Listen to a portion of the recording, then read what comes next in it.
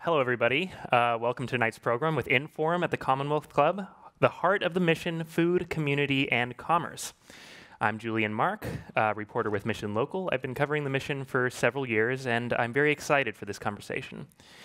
Joining me are Gail Peary and John Clark, owners of Foreign Cinema.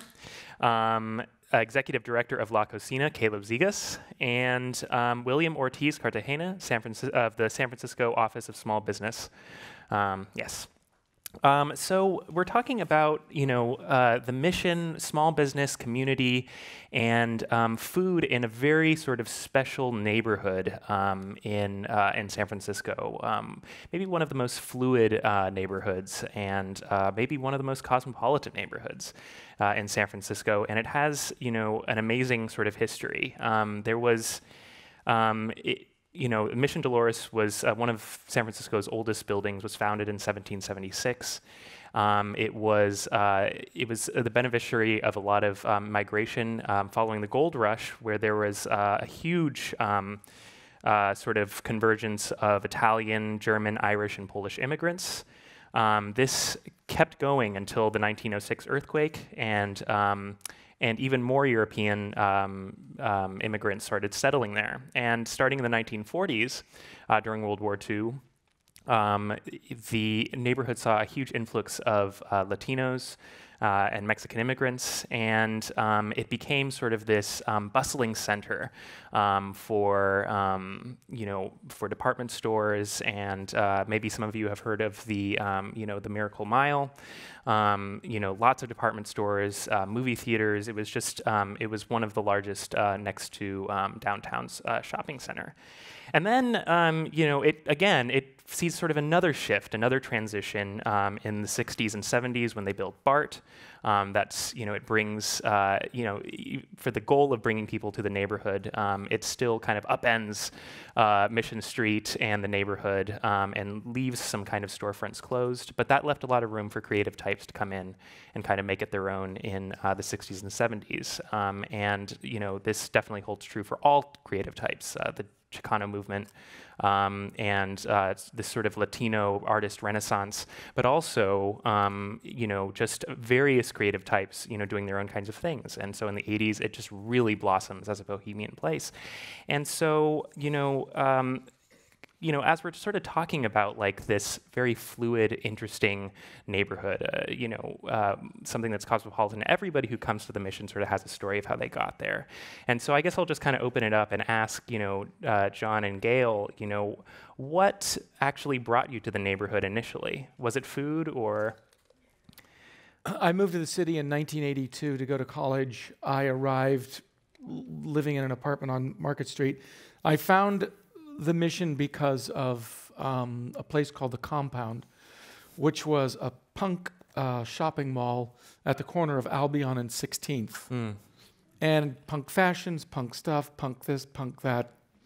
And immediately, only a block away was La Cumbre, which was the perfect punk meal. A 1-pound burrito for a couple of bucks. And without too much effort, down the street was the Latino restaurant on 20th Street, which was La Rondalla, which was all-night Christmas food and margaritas that were cheap as dirt. So you could start in the afternoon, get your hair done, and next thing you know, you're eating and you're leaving La Rondalla at 2 in the morning. Well, The Compound was stop shopping. So you could buy. You couldn't eat there. But no, you could get a coffee. Yeah, there was a espresso machine or something. You could get your ears pierced and buy jewelry. So, anyway, I did not have the luxury of going to The Compound. I missed it, but I am a native San Franciscan, and I think my my claim to fame is having an art show at a beautiful bookstore called the Malmstrom on Valencia, and it was my first art show ever with my oil paintings. Oh. And all my college friends had rooms or storefronts where they lived, and you could survive. You could put yourself through college, get a room, get a job, make art. That's my experience of San Francisco as a native. And so, yeah, Caleb, how did you get to the neighborhood? Sure. So my grandparents had moved out here in the 70s. I grew up on the East Coast in Washington, D.C., and was looking to be as far away from Washington, D.C. as I could be.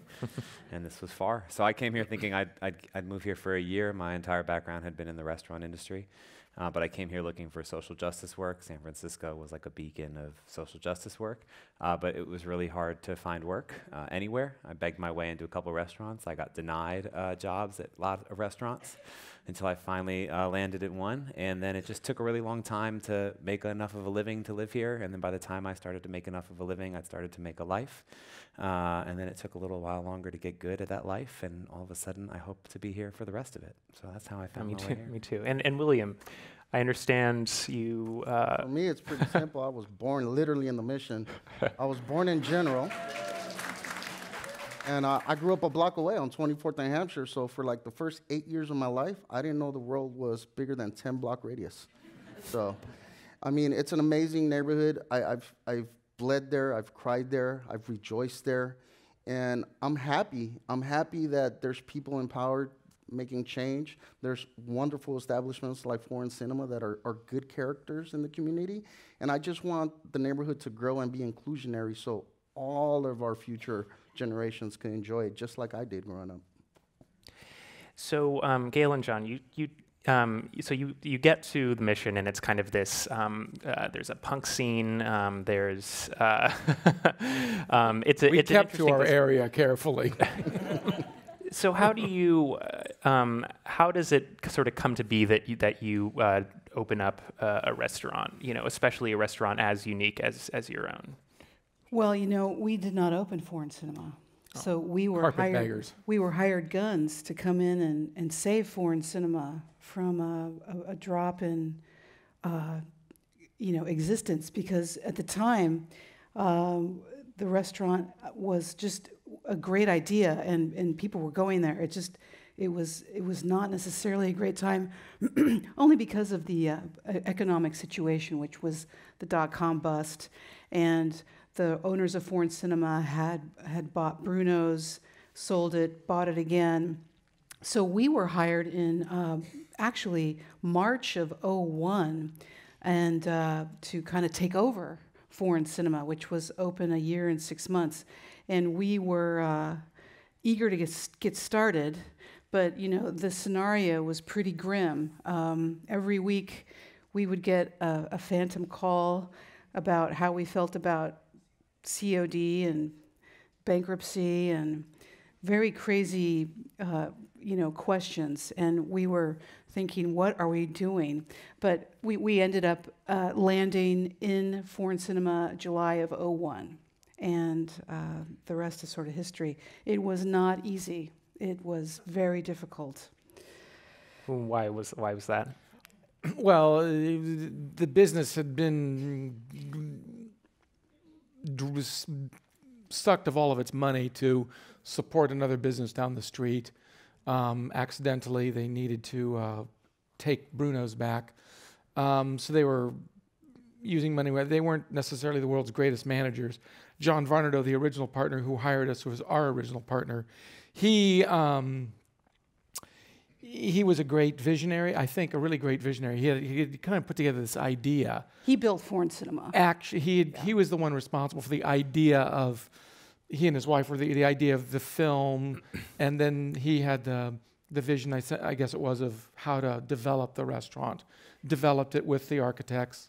But I don't think they knew how to run a restaurant. So I don't think they, when we got there, it was intense. just a handful of just problems.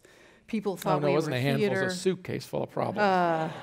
There were lots Couple of of bills that weren't paid. I don't think they ever paid Buy-Rite. We forgot to pay every bill. Sunset Scavenger. I mean, it just was one of those moments in time. We're the only place that ever owed the milk company $20,000.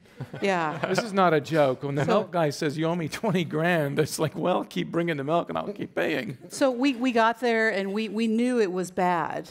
We knew it was bad, and we just forged forward. We didn't have another gig, and we had signed on. And I think we just kind of fell in love with the building and thought, God, if this place could just work. So we paid the vendors. It took years. We got through 9/11. And we just persevered and just tried to do what we know how to do, which is create a daily menu based on what's coming and make it the food that we want to eat and feed people and nourish people and be generous in spirit. And so that's really been sort of our raison d'etre, is to be generous and to feed people and to make it a beautiful, evocative place that is beyond a restaurant, but more like a place. And so, you know, in your book, you kind of talk about this concept of, excuse me if I'm saying this wrong, but the terroir, you know, and like, you know, describe what that, you know, that was to you and how the mission, you know, served that purpose for you.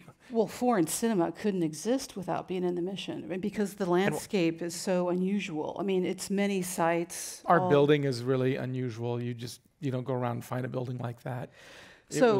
You know, somebody tried to they tried to come to the restaurant and say, oh, we want to take over this site and build a hotel on top, and we'll build you another foreign cinema somewhere in San Francisco, and then you can come back, and this is just 5 years ago, and then we'll rebuild foreign cinema. And it's just, this is not what happens, you know, in the world. You are endowed with some kind of magical space, and Rachel Maddow writes, the city is full of magic. It's foreign cinema is one of those locations. So we just tried to honor what we got by making it what it could be. That's great. And so, Caleb, you you guys, La Cocina opened in 2005, and you know, why did you guys start up in the Mission in particular? Why was it such an important neighborhood? Or, you know, why? Yeah, why? Yeah, La Cocina was born out of grassroots organizations that were doing economic development work in the Mission, and specifically Mission Economic Development Agency and the Women's Initiative for Self-Employment, both of whom had identified that there was a ton of entrepreneurial spirit in the Mission, which was being stifled through lack of opportunity or barriers to entry in the marketplace. And in particular, that was true in the food space. It's a really hard space to enter. You require a lot of capital.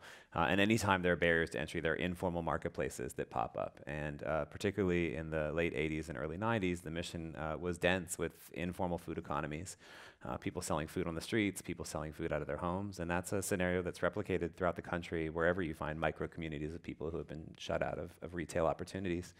And Meta and the Women's Initiative, and then later the Women's Foundation of California, believed in the true entrepreneurial spirit of the mostly women who were selling those foods on the streets and out of their homes, and thought that if they could find a space where those businesses could get access to affordable commercial kitchen space and then industry-specific technical assistance, that they could take this real power of theirs that was present in their community and expand it onward.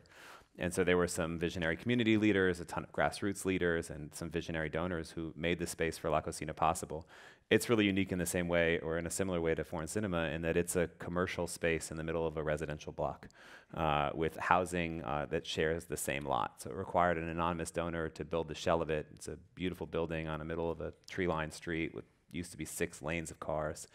Over the last almost 15 years, it's been able to become a place that, over 50 businesses have been born out of.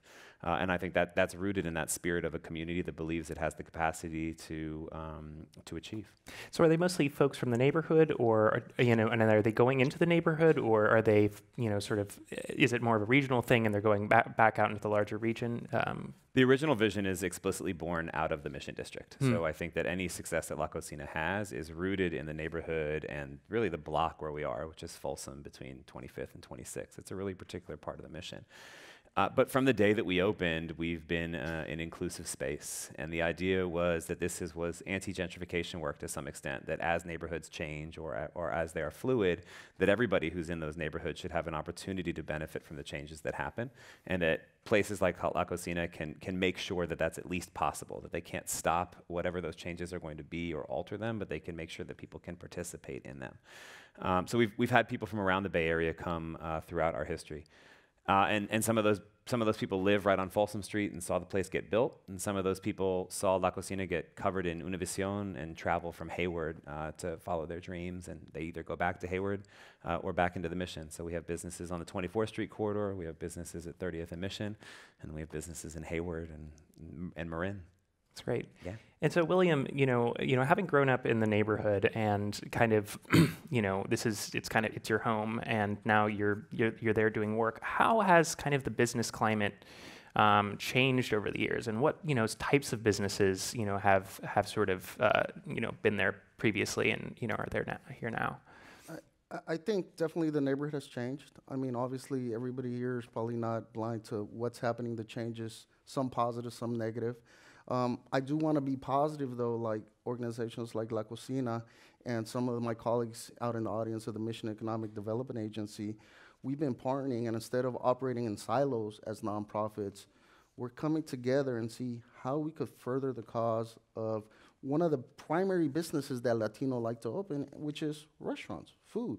We've had incubators from La Cocina come to us, get loans to expand, and they're growing. They're rapidly. We were just talking about, what was her name from the tamales? Alicia's Tamales Los Mayas. Mm-hmm. Yeah. And she's just going up there. She's building generational wealth, and then that has an impact overall in the community.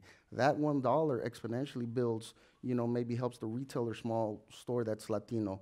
That helps the Latino culture remain, in the mission and not be gentrified out, but along with inclusion, such as restaurants like Foreign Cinema that don't just parachute into the community, but have the dialogue and understand what the culture in the community was before they came and operated, and wanting to be part of that future together.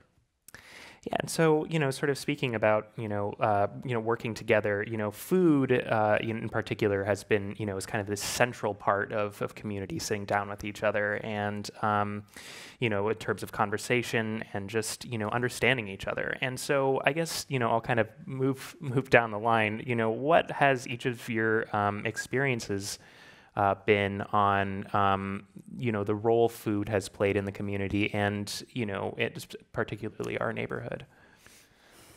For that neighborhood in particular, there's been many small places that allowed for inexpensive food, quality food.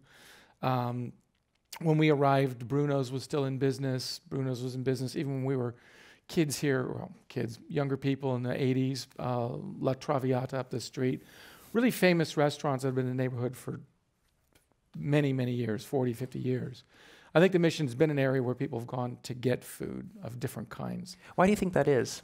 And why do you think it's it has this sort of well, I don't know if there's a specific answer. I think Bruno's was able to hang on because it was a well-known place, and people loved to go there. But I think the food was delicious. I mean, I think on Monday nights we would go to La Nicaragua. Well, that was La Nicaragua up the street. That was run Nicaragua by was this a beautiful great family. restaurant. Do you remember them? Yeah.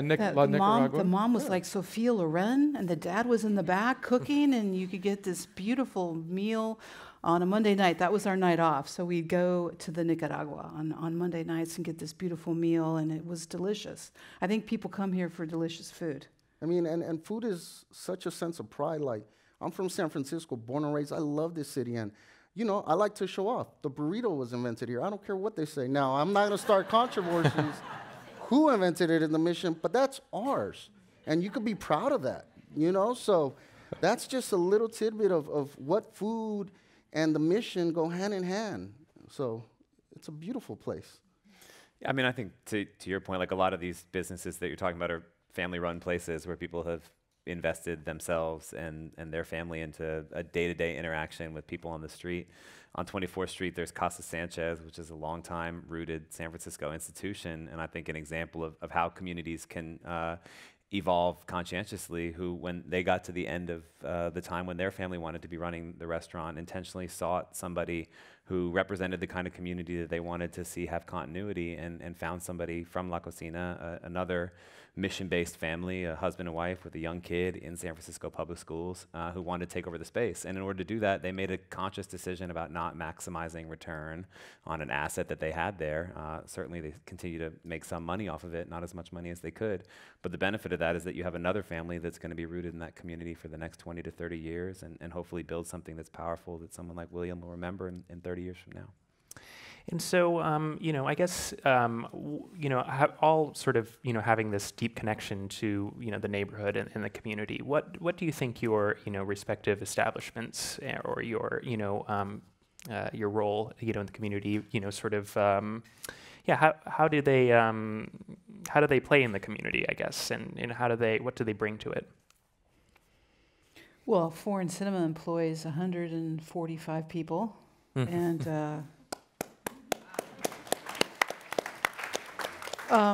they're just the most wonderful crew, and we pay homage to them in the book. And a lot of our employees have been with us nearly 20 years, and they live in the mission, and they're raising families, and their children come to work. So I think just being able to lead a neighborhood with, training, job training, like hands-on training that you don't have to go to school for, but just come here and learn, cook with us. That's giving back a lot. I'm pretty proud of that. I think ultimately, I mean, it's a good community gathering place. I mean, we do have a lot of people in the community who live there, who come and eat there regularly. I think all kinds of people eat there.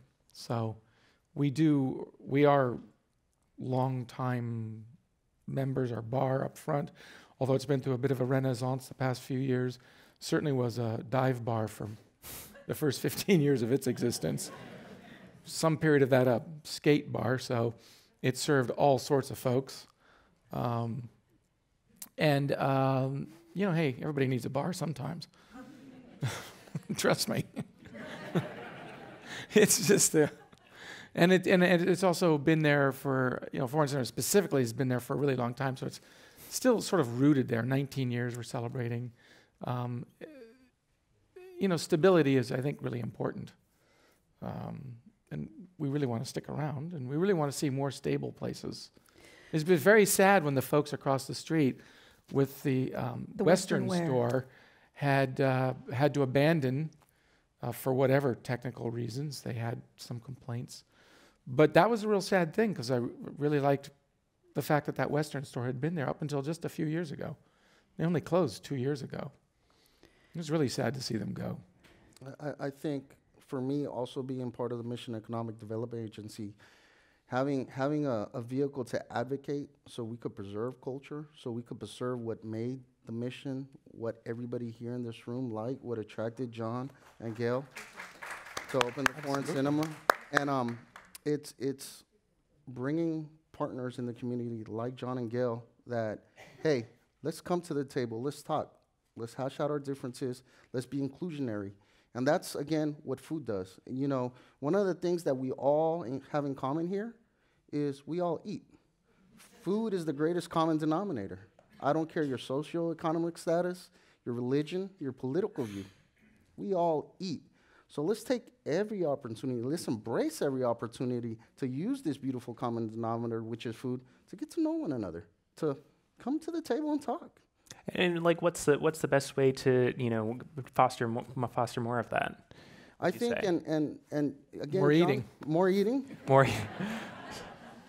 But what John and Gail do, besides their amazing venue and their amazing food, is all the stuff they do behind the scenes to outreach the community. Hey, we are Foreign Cinema, but first, we don't want to displace anybody. We want to be part of this community. That's so key. A lot of people come, or businesses come to any community and just parachute in and not know the history or want to be a part of the future. This is when things are done right. This is community, and food is community. Since the days we were cavemen, right? We used to gather around the fire and grunt or whatever they did, and thankfully, John and Gail have given us this amazing venue where we could do this in a more sophisticated fashion and enjoy great food. Well, thank you so much. It's not without its trials. Food is really an important thing. We have been cooking in this city since we were kids.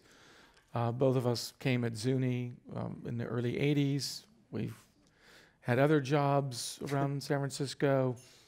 We've been together as a couple since 1985. Beginning of time. But, we came to it as artists, college kids, and we didn't go into food because that was our goal. We went there by accident, by being motivated by working with people who showed that there was something fun going on with it, that there was something of interest in food. And when you come to it from that perspective, I think it's a little bit different than thinking you're going to be rich or famous or you're going to go on TV or whatever, because that was never the idea. It was an idea of just wanting to share, this idea that food was delicious. Delicious food is great, whether it costs $2 or $2,000. If it's delicious, it's a great thing. Not 2,000, but, that was a bit of an exaggeration. But, there's all elements to deal with in food, and that's what brings you together. And that's, the books about that, Gail, took a year and a quarter, year and a half off to write the darn thing. Every word. Well, at our restaurant, what we try and do is make sure everyone feels welcome and they feel like community. And whether you're a single diner or whatever you're doing, we just want you to feel comfortable. And so there's a spirit of generosity that we like to operate out of, and we like it to be felt all the time. And so that's our big goal. And I think the Mission is a generous neighborhood because visually, splendorous. And the climate is so welcoming, and the spirit of people, I think, is the thing that has really linked all these changes. William, wouldn't you agree that the what's left now are just, in terms of the humanity that has linked us over these generations, is still the amazing street vendors that we have? I think that's absolutely. It just makes correct. me cry when I walk by them. I was like, thank God you're here. You're selling these beautiful. Elote loco. Yes. Some pepinos with lemon and salt. Oh, you gotta try it. I mean, it's culture. It's what attracts people to the Mission, and keeping those little eccentric things that you can only find in the Mission. Yeah. That it's not gentrified completely, No. and that there are organizations and responsible business owners that want to preserve that. Well, it's a great neighborhood. I came down it the other day, walked up a bunch of blocks, and there's still a lot of the rugged old Mission left between 16th and 18th, 19th. And, you walk by the buildings and you think, the first thing I think is I'm sure they're paying too much rent in that apartment, which is a terribly sad thing because it looks, like it's not worth it. But it is nice to still have all of that there, that it hasn't been all restored perfectly, that there is this ebb and flow of humanity that lives there. And like the rest of the city, there's issues, but in the past 18 years that we've been there, crime has certainly moved down. That's been a big change, a lot less crime. Well, there's always cycles, right? I mean, it seems to me like we get these cycles. We've had some. Well, since I've been appointed to the Office of Small Business, seems like crime's gone down. So I guess There you go. Caleb, would you like to take a stab at this one? Sure. I mean, I think that the purpose of we're here in a positive spirit, but I think that it's like impossible to deny there's like a certain homogenous character to some of the development that's been happening in the Bay Area generally recently. And I think one of the things that I love the most about foreign cinema has been how non-homogenized that is as a space. It's just a really unique restaurant nationally. And I think, La Cocina, our role, I think, evolves depending on sort of what the challenges are for small business owners. But right now, certainly one of the most important things that I think that's happening out of the kitchen is an insistence that your food economy, and by extension your city, doesn't need to be homogenous, that those are decisions that we all make together about where we place money and value, and it will determine the future of the city. And I think the innovation, the vibrancy of the Mission that births a place like La Cocina depends on different entry points for people. And so it's, you can celebrate, and we should celebrate all of the talent that happens, but we should also demand that we create spaces for more of it. And so, hopefully when you go to a La Cocina business, it makes you want more of it. Absolutely. So this is a bit of a tough one, and but I do think it's a question that should be had. Is what necessarily makes a business or a restaurateur or just maybe even a person, what makes them necessarily a community member, and what allows you to sort of be sort of considered a part of the community? Yeah. Can I? Yeah. I mean, definitely reach out to the people that are already there. Your social footprint has an impact. has a tremendous impact. You should care about every single business in your community. That's why, like organizations like Meta, we advocate for inclusion, but it also takes some self-governance, like restaurants like Foreign Cinema, that they care. Like right now, we're doing things that they don't have to do, but they want to because it's part of community. So it's be mindful of your social impact. Don't just come in and bulldoze 2 storefronts and, you know, spend $5 million and be gone in 3 years and then go somewhere else and then, you know, we have a vacant lot or something. You know, like, be thoughtful, be mindful. It's not all about money, you know? It's about community. You should, if you love your food, if you love what you're doing, you should also care where you're doing it at.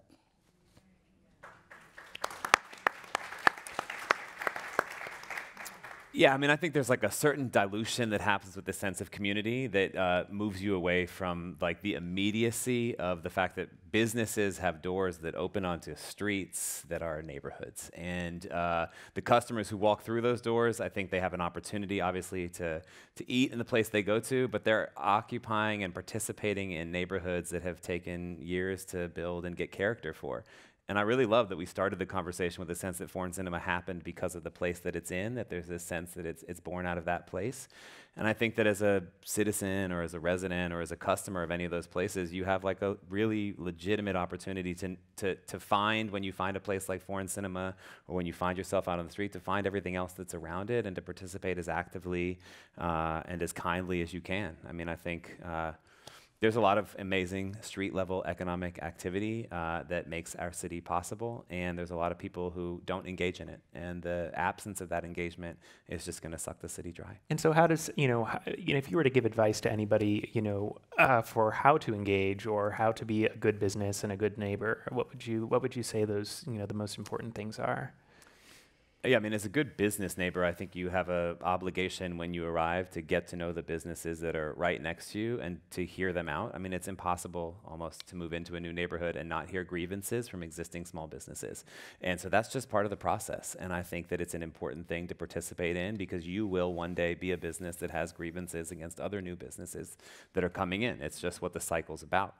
And I think that you are obligated to be active in solving for those problems together as a block because your success will depend on the success of everybody around you.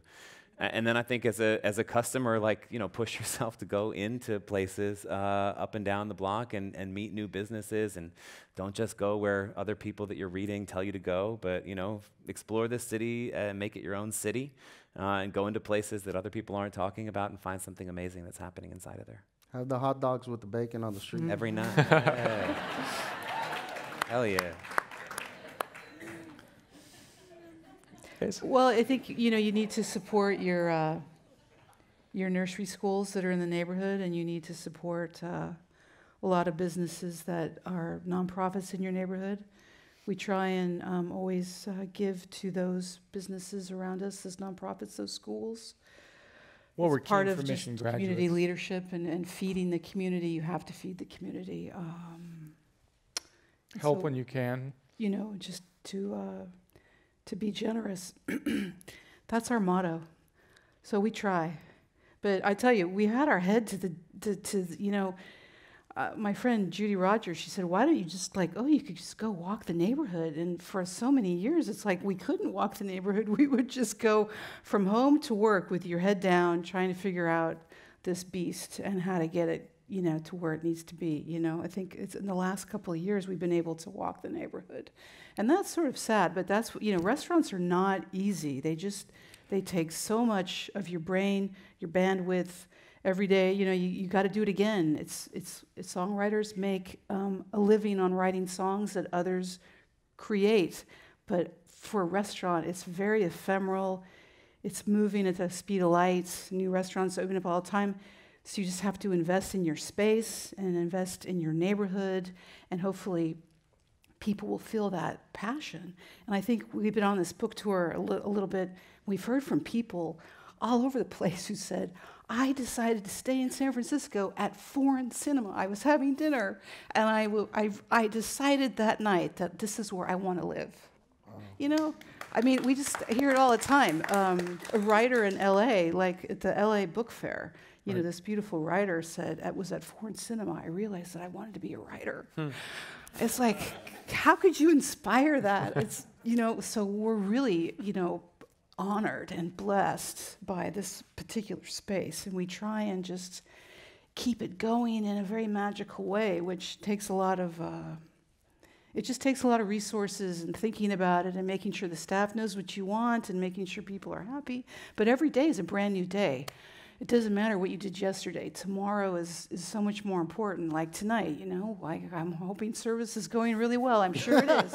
But we're here, but you worry, so it is this ephemeral energy that you hope is imbued with the staff, and the food is, translated. And I think our food, if I talk about food, we really are creating food that we want to eat at a given time. And so in that space, and I think in every restaurant space in San Francisco, part of a restaurateur, business owner's job is to really match the food with the environment. And so we've tried to do that by just writing menus that appeal, that are bold and big and robust, not too simple, but they have a flavor profile that translates to a big, busy restaurant. So half of it is really responding to the environment and making sure that you can actually create a menu that works in that environment. Some things just wouldn't work. They would be too delicate, or they would, so you really have to invent food that is going to work like in a piazza. And so that's part of a restaurateur's job, and the people at La Cocina, when they're developing their programs, they're thinking about what is the most robust thing that they can deliver to an audience. So we think about it all the time, but it's so much more than that. You really just, the facility alone, taking care of Foreign Cinema alone. Thank God John's a general contractor, and we have another contractor in the audience who might be able to help. It is just constant. So anyway, I went left field at Albuquerque there, but No. I mean, I think it's important to understand how hard it is to run a restaurant. Yeah, and that's, I mean, that's kind of, that's really what I'm getting at is like, it really is, obviously very difficult. And, if you were to give any advice to, somebody who, wants to open up a restaurant or even a small business or something like that in the environment that we are in, we don't have enough time. Right. No, I mean, that's really hard. It really depends on, you really need to read the space, what is your space, what is your idea? Right. Luckily, we own more than a restaurant. We own an environment that is incredibly, a lot of people feel like it's their place, and you have to honor that. So if you do make an improvement, it has to be gradual. You can't just change it, but you have to constantly make sure it feels new and super clean and lovely.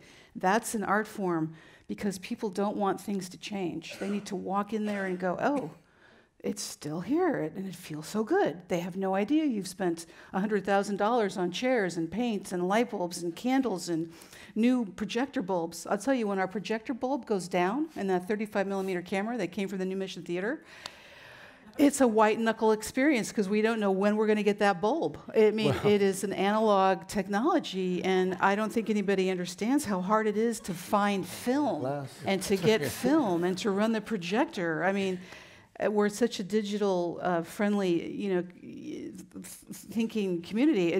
But when you have to go back to analog, it's really difficult. So we have a lot. The bulb took 6 weeks. The bulb took 6 weeks. And the humans that have to run our program, this one guy, Joel, I mean, he's like our lifeline to this world of just light and luminosity and celluloid. It's very difficult. We're running Maltese Falcon right now, and he had to re-edit it and cut it and put it together and spool it. I mean, I just was in awe that we have a human that is doing this for us. But I don't think the audience knows, or the diners know, the kind of commitment that is going into this place to make sure it feels the same. Anyway. But, you work with a lot of very new business. Yeah. Yeah, I mean, we have technical recommendations, which would begin with the business plan. Probably end with maybe don't do it. But I think that emotionally, I think I mean, I can't overstate how valuable humility is when thinking about opening a restaurant. You're in the service industry, so your job is to eat other people's bad days and then serve them dinner out of them. And I think sincerity is really important. I think taking whatever you do really seriously, if it's just making tortillas or just showing analog films, whatever you do it sincerely, and hopefully people will feel that. And I think like the single most important thing is to go work in a restaurant. Like if you've opened a restaurant and have never worked in a restaurant yourself, you know, I think that's a terrible way to find out you hate standing up for all day. Okay, so just really quickly, I'm going to kind of go down the line and ask each of you. So you have an option. Okay, so this is my plug. Mission Local, you know, we are doing the fried chicken sandwich showdown. And so we are on the hunt for the best fried chicken sandwich in the Mission. And we have a very long series so far. And so I'll give you guys an option. You can tell me what your favorite fried chicken sandwich is in the Mission, or you can just tell me your favorite food memory in the neighborhood. Yeah, William. Well, I'll give you both. There you go. I knew it. For the chicken, I have to plug my Salvadorian restaurant, you know, Pollo Campero. For me, being first generation born, definitely Mrs. Brown across the street from Foreign Cinema. It's no longer there. But when money was okay, we used to go eat pancakes. And for a second, I was acculturated and I felt like an American. A pancake made me feel American. I'll never forget that. Great. Sorry. What about you, Caleb? Yeah, I think there's a torta milanesa at Tortas Los Picudos on 24th Street, which I think is a delicious sandwich. Everybody should go I there. just wrote a review of it. Was it the winner? It was the winner for me. There you go. So I think that's amazing. I mean, I think you should try to make every food memory like meaningful. So it's countless. I think sitting down at the first La Cocina restaurant that opened was a really special moment. Why? I mean, you guys know how hard it is to open a restaurant. We opened La Cocina in 2005, and we opened our first restaurant in 2011. So it took 6 years to figure out how to navigate the space, to get the capital, to open a restaurant, to maybe lose money. And so being able to sit there before we lost any money was like a really amazing thing. Yeah. Oh my goodness! I would say that one of my favorite dining experiences was the Nicaragua, because we got to eat that beautiful food of gallo y pinto and the chuleta and the fried plantains, and be served by that beautiful Sofia Loren looking mom, and the dad was in the back cooking. It felt like you were with family, and I'm so bummed it's gone. If I can't have the same memories, I got to dig something else out. Well, we are going to our Q&A right now, so Lucky. I missed that one. As always, just try to keep your questions as short and ending with question marks, and be brief so we can get as many folks in as possible. Who do we have up? Line up. And so for me, as for anyone who's never experienced or been able to explore the Mission, what sorts of recommendations do you all have in where we should go, or your sort of travel guide for anyone? Oh, Brunch yeah. at Foreign Cinema. Oh. The mural walks. The mural walk, yeah. That's great. Thank you for all your comments tonight. My question is about the new formats of shopping for food and eating that I've seen in the Mission as a resident of the Mission. So the Meal Pals, the fact that my Whole Foods has become a warehouse for Amazon Fresh, the sort of self-service, go order on your iPad and get a number in restaurants with no employees. What's your thought on that? What does that mean to community? Is that a new way of eating and shopping, or is that a threat to community, or just a new form of community? Oh, that sounds awful. All of the above. I think we have to kind of take this, this technology and use it to our advantage, but also try and preserve what is normal, like just going to the Evergreen Market across the street from Foreign Cinema and getting fresh guavas and plantains and buying their tortillas. That's the way I like to shop. But I still read newspapers, and I like to read magazines. I have a magazine subscription, so I'm not a good person to answer this question of digital shopping. I mean, just think about it. You're empowered to have change and affect change in your community. When the microwave got invented, we don't go to restaurants that serve us out of microwaves, do we? No. So join organizations that are trying to preserve your neighborhood and other communities in the city. Help us fight. Help us advocate. Patron restaurants like Foreign Cinema. All right. I agree. All right, guys. So resident of the Mission myself. Woo! Woo! And 2 quick questions on the same topic, burritos. 1, rice or no rice, and your favorite filling and from where? Oh, man. How hungry are you? I'm a rice girl. I like rice, pinto beans, and I like grilled chicken. But I also like, I like all the proteins. But yeah, so I would definitely say rice, for sure. I'm up for rice. William? It just depends how you watching your carbs or not, right?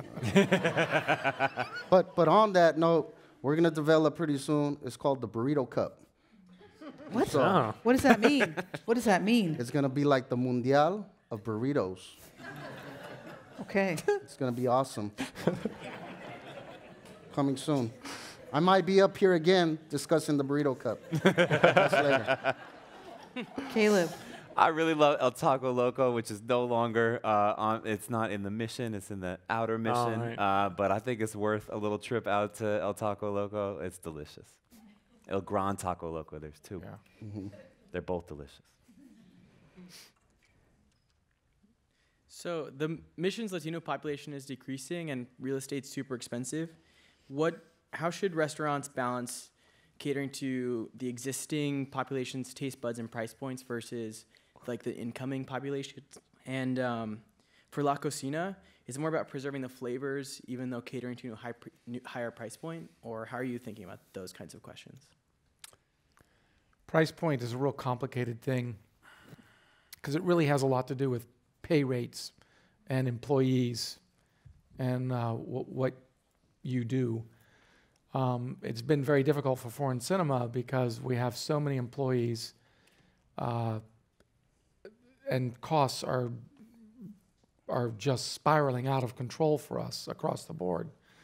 There's a lot of pressures on the business from providing lots of benefits to attempting to keep everyone employed. So it's forced us to raise prices far higher than we'd ever would have wanted. Price of food isn't really, price of what you pay at a restaurant isn't really so much the price of the food, but it's what it takes to put that food on the plate and the people behind the scene to wash the dishes, to wash the floors, to repair the building, to do everything is becoming prohibitive. And I think that's one of the things that goes back to why are there businesses that run on an iPad? Because the cost of the labor across the board, no matter what you do, if you hire a contractor to do something in your home, it's gotten very expensive if you have somebody who's licensed and going to do the work properly. So all of us are faced with this, the labor. And when you have a restaurant the size of Foreign Cinema, it starts to become a super big problem. Raising prices is the worst thing to do. We have fought it and fought it and fought it. Oh, absolutely. And I still think that if succumbed. you look at, I mean, we're not trying to say come to our restaurant because you can afford it, but we do. That's the last thing we want to do is to raise a food price. Well, but like also if you look at major American cities and the average cost of food at every level, at like the entry level, at the fine dining level, like you have a really good deal in the Bay Area compared to what the owners are getting, which isn't to say anything, but we have higher costs across the board because of demands that we've made as consumers about the way that we treat our supply chain, which I think are important arguments to be made, but they're going to result at some point in higher price points. And we need to all be invested in that and not join the chorus of people who can't understand why it's costing more and more money to make these things happen at every single level.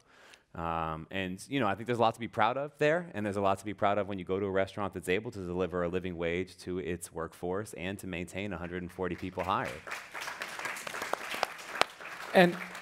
And to that point, the supply chain that Caleb brings up is really important because we're dealing with farmers who are out in Salinas, up north, wherever, attempting to pay their employees living wages, attempting to get the stuff delivered to us. They have costs of all sorts of issues with land, and it's all of it is a big push on the pricing of food at a restaurant nowadays, and it's become a real problem. And if I could just one add, if you've never opened a business, you don't understand the headache of trying to make payroll. That alone could drive you crazy. I'm sure John's hair didn't turn white for no reason. There you go. Sorry, White. He's only 28. Look at this Yeah. mess. But in seriousness is, again, going back to my point, be mindful of your social impact. That question, nobody has the answer for that, because that's kind of the chicken and the egg. You know, if we don't have living wages, then we don't have the culture, the people that were in the mission, that made it attractive and back and forth. But again, come to the table, have dialogue, be mindful of your social impact. My question is about gentrification in the mission, which strikes me as a big issue. I'm surprised we haven't talked about it. My impression is that the population of the mission has changed dramatically over the last 20-some years, and a lot of the new restaurants are not catering to long-term residents. So how do you resist gentrification? Well, we're a restaurant. We're not really a political organization. Well, yeah, we're all upset about, you know, We came to the mission because population of the mission. the restaurant was put there because it was an area that had low rent, it had a facility that was large enough to do something that was fun, and that's why we're there. Gentrification across the city, whether it's in North Beach or it's been in other areas, is an effect that everybody's dealing with in society as it changes, and that's a big issue. I think we really are, you know, housing in San Francisco is at a crisis, boiling point, and it's just polarizing, and nobody's happy about it. What we really need to do is get, you know, housing for worker bees who make the city hum, you know, happen. You know, teachers and just the people who work in these places, they have to live here. We're not property owners, you know, we're just feeding community. So I don't know if your question is the appropriate one for this panel, because we're just talking about food and the future, and we don't own the property. We simply provide a place where we employ a lot of people, and we try and make sure that we're training and that there's a future for those people and their families. Can I just add, yeah. I mean, I'm a big advocate in the neighborhood, and the only reason I'm here in the panel is because I wanted to highlight positivity, meaning what does work. When it's time to advocate, trust me and my colleagues at Meta, I know they're sitting out there, we fight, trust me. But when there's a time to exemplify a good partner, a good community member, we should highlight that. Why? Because that's an example for other people that are gentrifying neighborhoods. Be a partner, be part of the community. No one can answer that one question. I can't answer it. If we did, we wouldn't have the problem happening. But again, you're empowered to help organizations like La Cocina, Meda, supporting the small businesses. You're empowered to keep our neighborhoods the way they are, to preserve that culture that makes San Francisco, I think, the best city in the world ever. I think I said something earlier, but Casa Sanchez made an active decision to take less money than was available for them on the table in order to make a specific point about what kind of a corridor they wanted to have. I do not think that is a popular decision or one that the majority of business owners or landlords make. But it's a decision that every one of us gets to make every day about how we spend our money, and it's like actually really in that conversation about what we're willing to pay for food. And so we all need to come up out of our pockets to make sure that everybody can afford to live in these spaces and demand that that's a priority and a value system that we live by. And I think it's cool. It's amazing to see businesses that are willing to invest in that, to stand on stage and answer to that, to see people advocate for it. But it's everybody's obligation. I mean, everybody has to be engaged in advocating for it every single day and make decisions that leave them a little bit less well off at the end of the day so we can all be better for it. Well, also shopping in a neighborhood, even though, if you live in the neighborhood or you come from out of the neighborhood, going to shop there helps support everybody, helps support the shop owners, the businesses that are up and down the street, and they all need a lot of help. Instead of going online to buy something, be out there buying it from a business. It supports families. Hi, good evening. Thank you all for your long connection to the Mission District. I appreciate your comments and all of the wonderful things you've done over the years. I have the rare opportunity to say that I was born in the Mission and I've seen the changes over many, many decades. And one of the things that's very clear to me is that food and place are intertwined. And we do have the power as entrepreneurs, as food entrepreneurs, as any type of entrepreneur to make a real economic impact in a neighborhood. The landscape is changing, there's no question about that. I'd like to know from each of you, what for you is a sign of progress in the Mission? What does that look like? Thank you. I'll go first. Why not, right? Inclusion. And that means I'm Latino, but it's not just Latino, but be part of evolution and be included in it. I always joke around, Parque Dolores was done. Nobody used to go to Parque Dolores, right?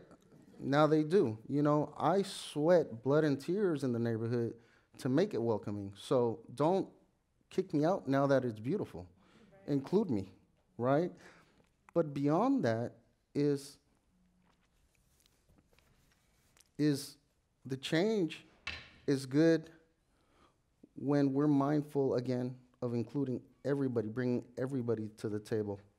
And that's so important because this gem, which is foreign cinema, now, with all these artificial barriers of gentrification and all that, we probably wouldn't be able to enjoy this now. I don't think John and Gail would be able to open a restaurant like that now in the Mission. That's on y'all.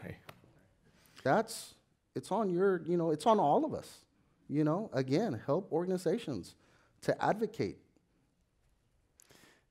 Buen Comer is at the corner of basically 30th and Mission. It's Mission in Kingston. She was cooking Mexican food out of her home at the corner of 22nd and South Van Ness. So the only way you could try her food was if you knew somebody who knew her and would take you up to her apartment, serve you like an $8 comida corrida.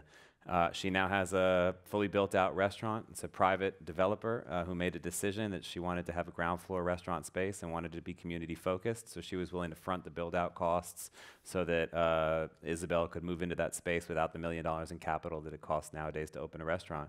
So you have a homey restaurant staffed entirely by her family, making food cooked from scratch and tortillas handmade every single day that everybody is welcome inside of. And I know it's on the margins of the technical definition of the Mission, but I think it's an amazing example of what can happen when different kinds of people come together with a commitment to space.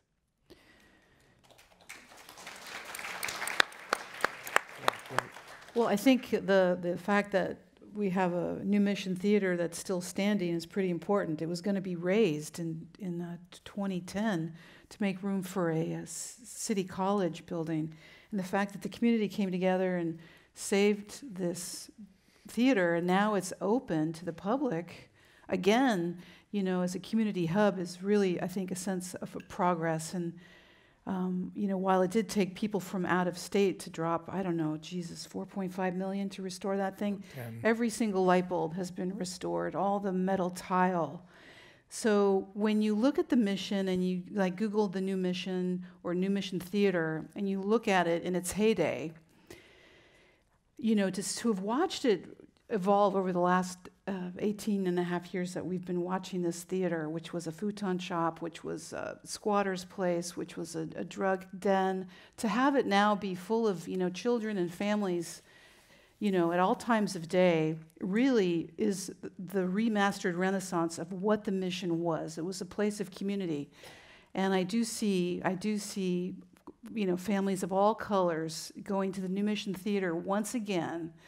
And it just makes me feel very happy to be so close to that. And it was really quite something to go into that theater in 2009 as it was in its arrested decay, and to now see it as this place where, you know, you can go see a matinee with your family again. Because you look at those pictures from the 50s from the Mission, and the new Mission Theater was always there, and all the humanity was there, and people got dressed up and went to the theater, and now it's again that place. And it could have been torn down, and I'm so proud that it's there for the community. I think that's a real sense of progress. Completely. Next. We have 3 more questions from the audience. Hi, so for Gail and John, I was just wondering, what do you wish you had known 19 years ago? Good Lord. If I knew it then, I wouldn't be here today. Well, no, I think, you know, I cried when we got this job. It's because our son was so little, and I knew what it was going to take. It was going to take 7 days a week, all day long. And I think if I could just go back, I mean, I would just say it wasn't as dire as I thought it was going to be. I mean, it was hard. I won't be dishonest, but what would I tell my new self? I really can't, except just trust your instincts. I think, you know, every single woman in this audience needs to trust their instincts more.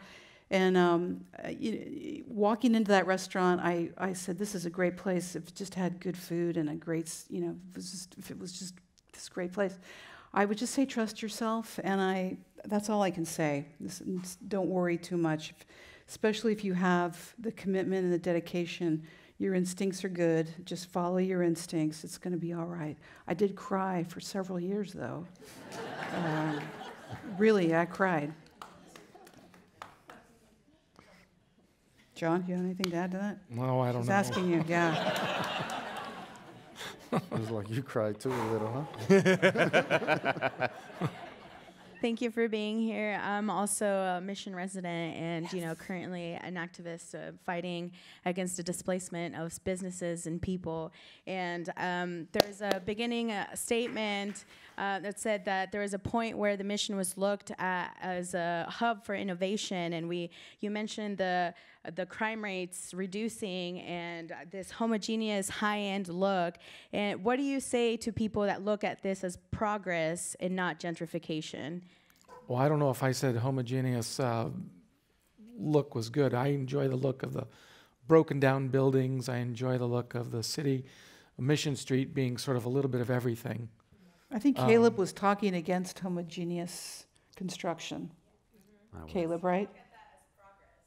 Yeah, I mean, I think that there's a risk that a city that's built on the innovation of people who strived against barriers to entry will suffocate opportunity into the future by eliminating the opportunity to arrive here and strive. And so everything that the Bay Area believes in is at risk of being strangled out of existence by a development that doesn't take into consideration inclusivity. I want to be on that Commonwealth video at the beginning. She told us if we had a one-liner. Let's go. William stole all the one-liners. Well, that sounded like a math formula. I can't follow that up. Hey, I want my chance to say something at this point, and my New York accent obviously will give me away. But both because of age and time, I want to say that I think I've lived the food change in the Mission area, and do have 2 questions that I particularly wanted to ask you. I came out in '69 from the West Village in New York City, and I began looking for what neighborhood I would like to live in, or where I would like to eat. And absolutely, there was no question it was going to be the Mission. I have walked every street from Market Street all the way up to Bernal Heights on the various Mission streets in every direction for all these years, truly from '69 till now. And I've watched the changes, and I have a question to ask specifically because of that. The speed of which things are changing now is what I guess bothers me. And again, a place like La Victoria, for instance, my question is there is no way for 60-some years, a place that had been selling food, also the kitchen was being used by various other people, that there is no way to hold on to that through the various people that are possibly involved in saving the food business in the Mission area? Well, can chime in on that and going back to the other question previous, progress is inclusionary. So going on the restaurant and the food theme, when you're sitting at the table, there should be different types of people at that table. And Yes. if they're not, that's the problem. And the speed, that's a cautionary tale. We don't want to end up like other neighborhoods in San Francisco, unfortunately, like the Fillmore district, where there's only a plaque somewhere on the pavement remembering what it used to be, the vibrant culture. Again, if you want the Mission and any neighborhood anywhere to remain what attracted you to it, you have to be involved and you have to be inclusionary. That means be mindful, again, of your social imprint, a footprint, because you're all empowered. Gentrification, housing, even if you're wealthy, that's your problem. Because if we can't service these businesses, guess what? They're going to shut down. And then, yes, maybe Amazon will deliver via drone, I don't know, from Montana or something. So another sort of tough question, and we're going to kind of wrap things up with this, is Inforum sort of traditionally asks all our speakers to answer one question. And this question is, what is your 60-second idea to change the world? I'll take that, right? Okay. Go for it. Get to work and vote out the present administration.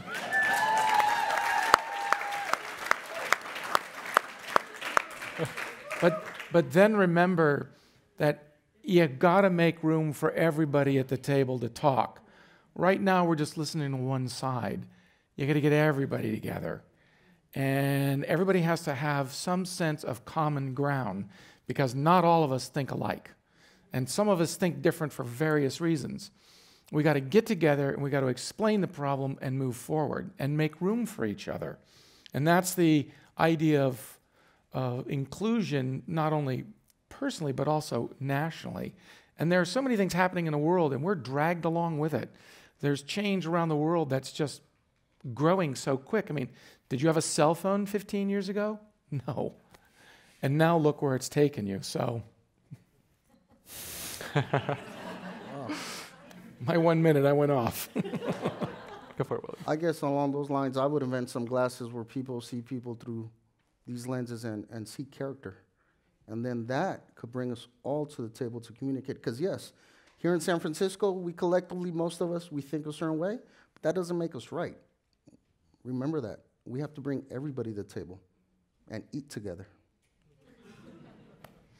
Say big picture, make personal decisions where you treat the world around you as though they were guests and you were the host and they're honored guests. I think on an everyday decision, you have 3 opportunities every day to make decisions that impact your community and the world around you when you decide what to buy, when you're going to eat. They're really very simple, very easy decisions, and you can be actively engaged in those decisions and build community every single purchase. I would just say be generous in your daily endeavors and in your businesses, just to be generous, and also turn your cell phones off at 8 o'clock at night. All right, guys. Well, let's give a big round of applause to Gail Puri, John Clark, Caleb Zegas, and William Ortiz Cartagena. Buy the book. Good to see you. Thank you so much. Gail and John will be signing copies of their Foreign Cinema Cookbook out in the lobby. Thank you all again for joining us and listening to Inforum at the Commonwealth Club. Have a great evening. Thank you. Thanks. Can't wait to do this. Thank you.